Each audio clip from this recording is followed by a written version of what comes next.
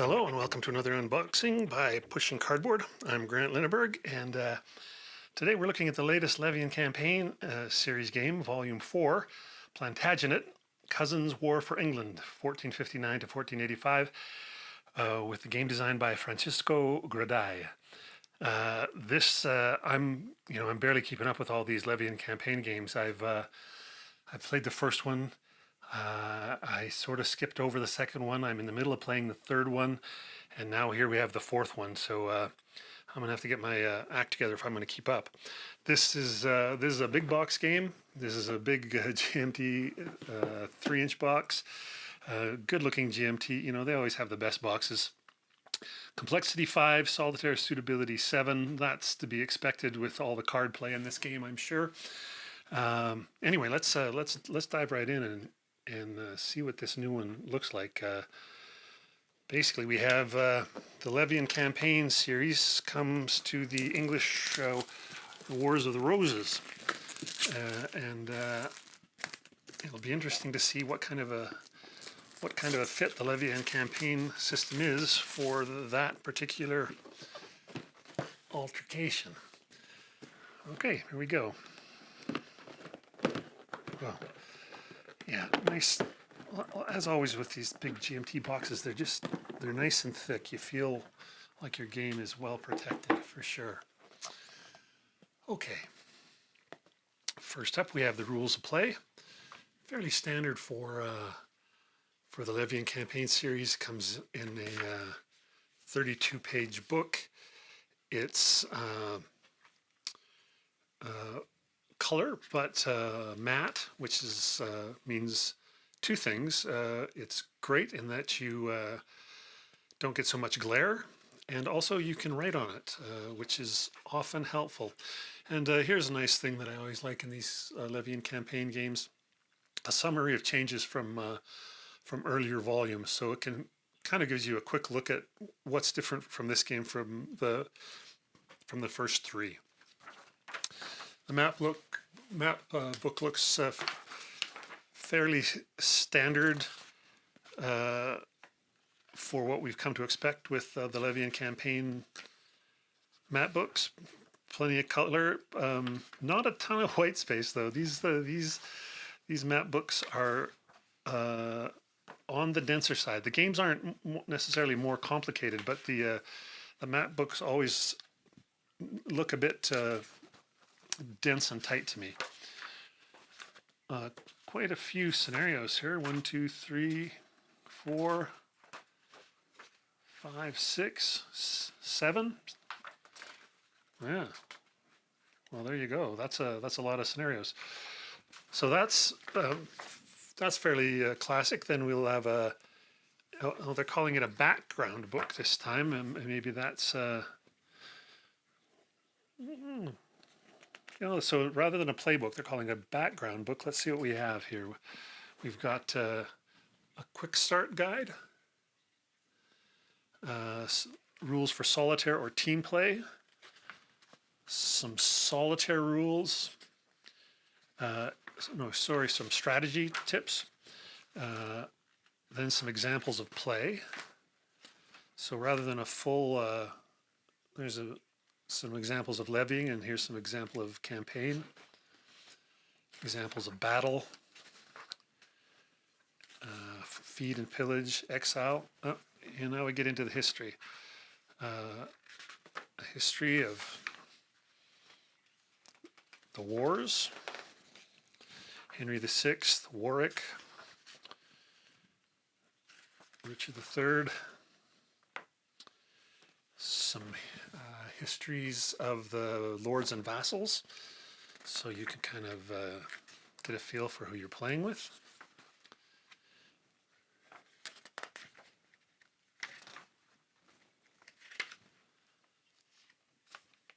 And then some notes. And some notes on the scenarios. And this is more stuff on the scenarios. And some of the events that come up. So great, that's a huge book. That's a 56-page background book. That's huge. And well done. Very beautiful. Looks great. Here's the sticker sheet as we've come to love on our Levy and Campaign games. These are going to go on the little cylinders, and they give you two sets, one set to use and one set as spares. A couple of screens if you play the game where you keep your Lord cards hidden from your opponent. Screens for each side. You know, the inside of the screen wouldn't have been a bad place for a few notes or sequence of play, or I don't know, something. But nice art all the same. Always fairly detailed player aids in these Levy and Campaign games. Here we have the sheet with the commands, forces, strongholds, how to battle, and there's your sequence of play. And this will be the same for the other player. Another card with special rules. Oh, and a succession chart. Mounted map board. Map boards in Levy and Campaign games are generally smaller than your average war game, which is kind of a treat in a way. And this game looks to be no exception. There's the whole board. Can I? Yeah, sort of get out. You can see the whole thing there. Then if we zoom in, you can get a look at more detailed look at what the board looks like. It looks quite, it's quite wonderful, really. Lovely job on the art there. Okay, and then as always, we have counter sheets, although they're, as usual, not as exciting as the little wooden pieces, I suppose. Although it looks like, I don't know, maybe this game is giving you the choice again of counters or cylinders. I don't know. Hard to say. These counters could be for something totally different. Here's our coins and provenders and carts counters.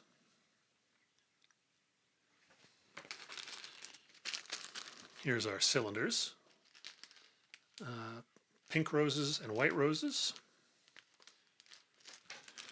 And this would be our men-at-arms and our militia and our cavalry and whatnot.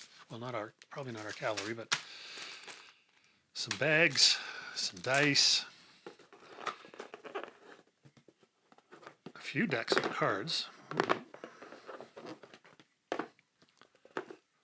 Let's have a look at some of these. These are the command cards. Arts of War and Command. So separate command decks, of course, for the two sides. We'll just open these to get a look at the cards. The GMT usually makes very nice cards. So here we see Henry, Northumberland, Clarence, Margaret, Somerset. Oh, this is interesting. So we have Henry, which is the main card. Oh, I see. This is a Lord card, not a command card. So we've got some command cards and something called Lord cards here. So there we go. That's what we have there. Let's look at the similar ones for the Yorkists.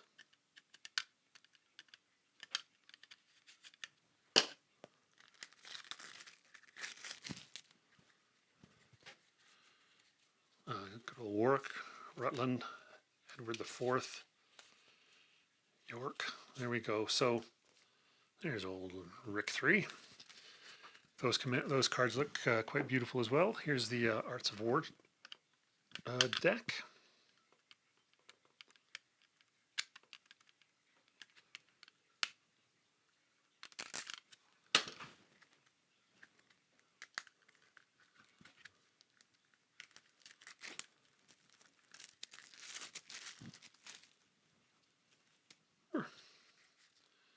Okay, so here we have some of the similar York Lord cards, similar to what we'd had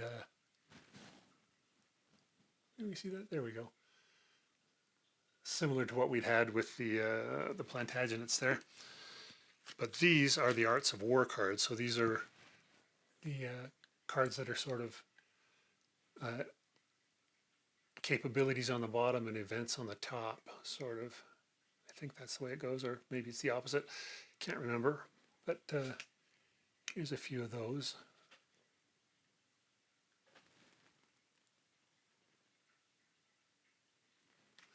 So that's Arts of War. And then here's the pink rose. Arts of War cards. Maybe, maybe not.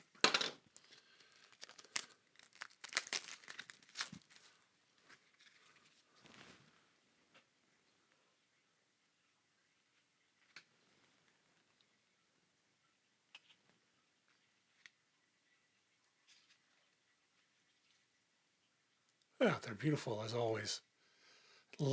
This game, I mean, I associate all of this medieval heraldic stuff with the Wars of the Roses. So these, all of this stuff is really coming into its own on this game for me. That's for sure. And then the final thing is that's the battle board. All the games have that. There we go. But then there's these, I don't know what we call these, sleds. I don't know. This is where you put your, oh, I see, they've made them generic this time. So you put your Lord card here, and then you put your Lord card here, and then you put your assets along the side. In other games, these came pre-printed with whatever the Lord was. But perhaps because this game has so many scenarios, they decided to make these little sleds generic instead. And when you put the Lord card out, that makes sense. Well, there you go. There's a bundle of those, and they're very thick, durable looking. That is it. That's Plantagenet by GMT Games and Francisco Gradaya. That is going to make a lot of people happy, myself included. I can't wait to learn what's new in Levy and Campaign in this volume. Thanks again for watching. I'm Grant Linneberg, and this has been Pushing Cardboard. See you next time.